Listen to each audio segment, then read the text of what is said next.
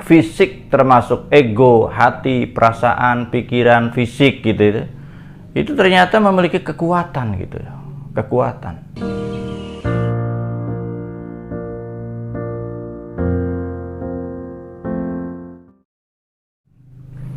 Nah, oleh karena itu Allah kuatkan dengan janji setia tadi gitu ya.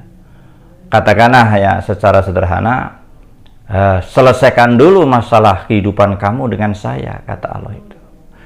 Jadi di sini dapat pelajaran ketika manusia mampu menyelesaikan hidupnya ya dengan Allah dulu gitu ya.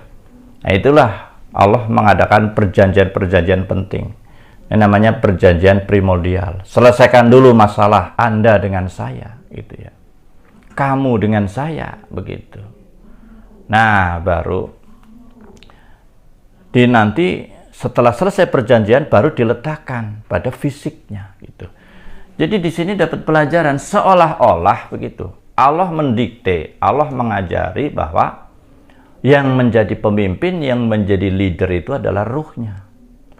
Di mana seolah-olah Allah memberi amanat kepada ruhnya tentang hatinya, tentang perasaannya. Ya, Allah memberi amanat pengendalian diri pada pikirannya, pengendalian diri pada fisiknya.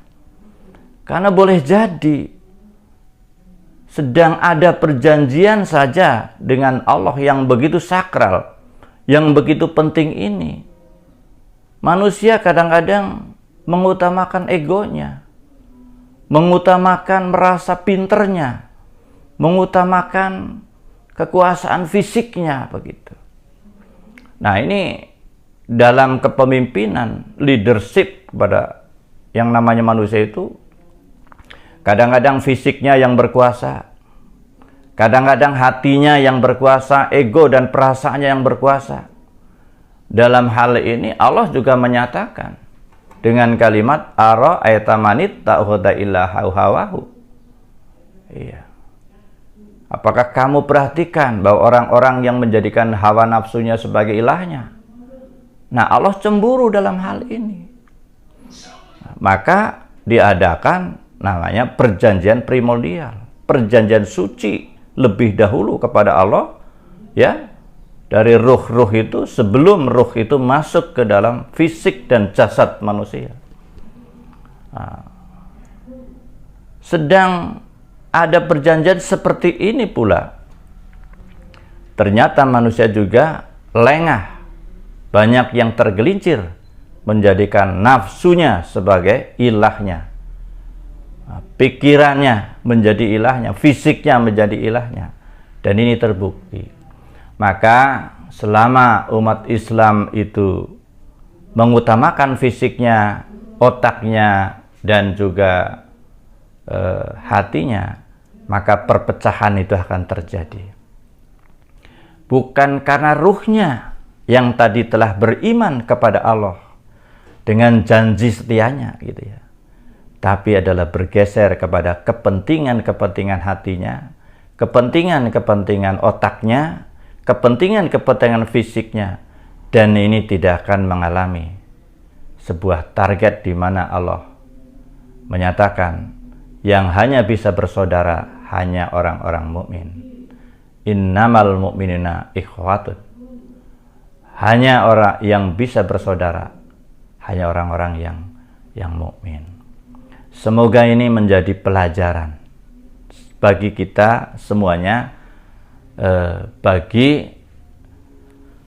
orang-orang yang merasa merasa ingin belajar ya sebagai pemula. Ini mah saya beri judul Belajar Islam bagi Pemula. Mungkin ini yang bisa saya sampaikan. Mudah-mudahan menjadi peringatan, menjadi pelajaran, menjadi juga pembinaan kita gitu ya. Bahwa mestinya kembali kepada ruh kita lah yang menjadi leader. Bisa kok insya Allah ya, bisa insya Allah. Dan insya Allah bahasan ini sampai di sini saja dulu. Semoga bisa dipahami, bisa dimengerti, kemudian kalau benar bisa diyakini, ya, sehingga bisa mengamalkan pada akhirnya. Karena belajar ini setelah mendengarkan uraian-uraian ini ada 4 sasaran.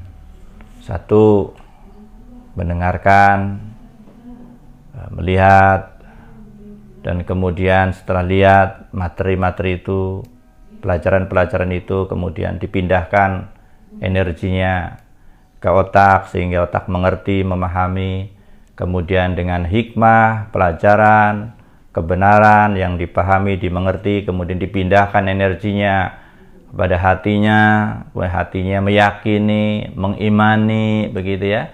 Nah, disitulah akan ada dorongan fisik untuk menjalankan. Jadi sasaran 4, sasaran lisan, bisa mendengar, bisa membaca, sasaran pikiran bisa mengerti, bisa memahami, sasaran hati bisa meyakini dan mengimani, kemudian nanti akan mendorong amal-amal soleh dari situ, iman dan amal soleh. Innalladzina amanu wa amilus sholihat ulaika hum khairul bariyah.